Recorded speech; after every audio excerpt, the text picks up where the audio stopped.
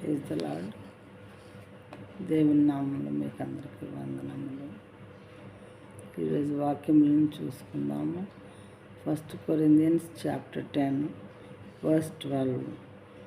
Therefore let anyone who thinks that he stands take heed lest he fall.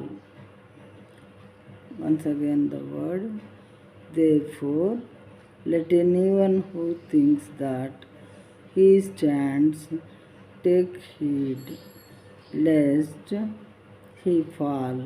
In Telugu, తాను నిలుచున్నానని తలంచుకొనివాడు పడకుండునట్లు జాగ్రత్తగా చూచుకొనవలెను. తాను నిలుచున్నానని తలంచుకొనివాడు పడకుండునట్లు జాగ్రత్తగా చూసుకొనవలెను. అంటే కొంతమందికి చాలా కాన్ఫిడెన్స్ ఉంటుంది. నేను దేవునిలో బాగా స్థిరంగా ఉన్నాను, దేవునిలో చాలా గట్టిగా ఉన్నాను, పరిశుద్ధతలో చాలా స్ట్రాంగ్గా ఉన్నాను అని తలుచుకుంటూ ఉంటారు. అయితే నేను నిలబడ్డాను అనుకునేవాళ్ళు పడకుండా ఉండే వాళ్ళలాగా జాగ్రత్తగా చూసుకోవాలి.